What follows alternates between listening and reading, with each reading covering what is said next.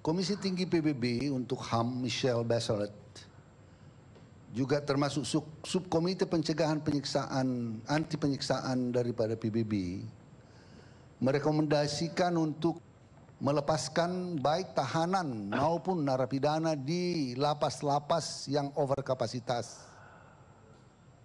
Pelaku yang sakit, pelaku yang rendah risiko, perempuan hamil, perempuan menyusui, penyandang disabilitas, tahanan politik, napi yang sudah tua, dan masih banyak lagi. Dan ini dilakukan di seluruh dunia, Bang Karni.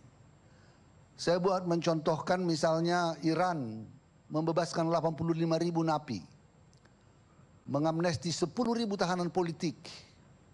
Itu yang baru-baru belakangan ini kan ada peristiwa yang ribut tentang demo tentang pemimpin tinggi Iran, tetapi mereka membebaskan juga 10.000 tahanan politik, tidak hanya napinya, 95.000. Saya disurati oleh Dubes Iran untuk membebaskan dan memberi perhatian kepada napi-napi warga negara Iran. Tapi ketentuan perundang-undangan saya tidak memungkinkan melakukan itu. Polandia membebaskan 20.000, Amerika, California saja membebaskan 3.500, New York 1.000, masing-masing negara bagian mengeluarkan banyak. Kalau kita hitung 52 negara bagian, Bang Karni, itu bisa 60-an ribu sampai 70.000.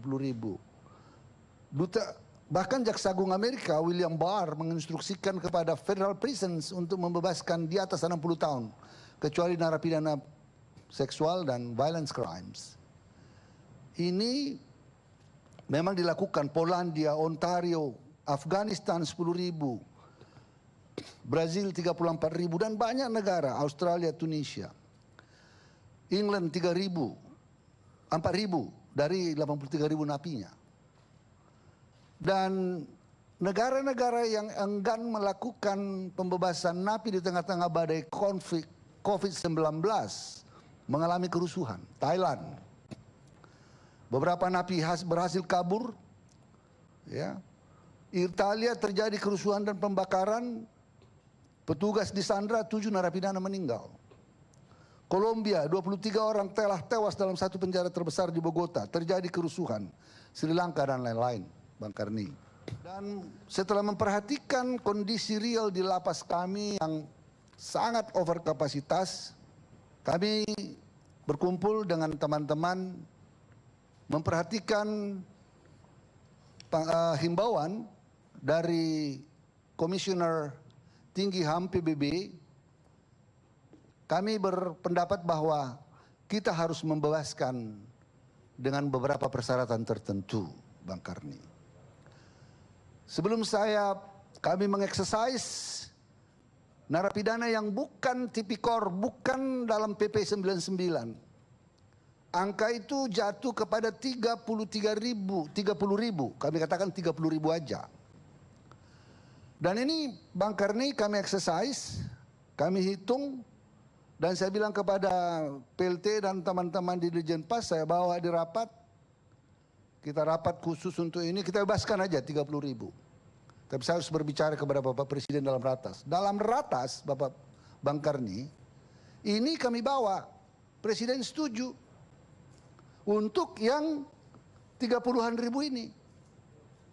Kami tidak berbicara tipikor, benar apa yang disampaikan Bapak Presiden. Tapi setelah disetujui, saya langsung mengeluarkan Permen nomor 10. Esoknya, saya rapat dengan Komisi 3, Bang Karni. Saya laporkan ini kepada Komisi 3, apa kebijakan yang kami lakukan. Beberapa teman Komisi 3, saya tidak perlu menyebut nama, bahwa mengatakan mengapa diskriminatif, mengapa tidak ikut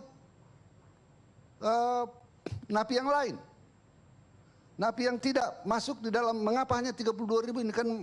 Kalau memang oleh saya alasan, saya bilang kalau kita masuk ke napi yang tertentu itu harus merevisi PP. Kami masih eksersis berapa yang harus ada di dalam. Napi tipikor yang sesuai dengan 60 tahun ke atas, rentan sekitar 300 orang. Itu belum kita hitung 2/3. Kalau 2/3 itu eksersis dan belum, tidak ada dibicarakan. Tetapi ditangkap oleh publik, kami akan melepaskan.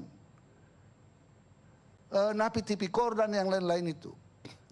Kalau saya mau itu, mengapa enggak pada ratas yang sama? Kami satu laporan aja kepada Bapak Presiden. Ini kita bebaskan begini. Tapi kan saya harus menjawab apa yang disampaikan oleh teman-teman di Komisi 3. Langsung kami dituduh dengan segala macam. Oke, itu konsekuensi dari sebuah jabatan, Bang Karni. I'll take it.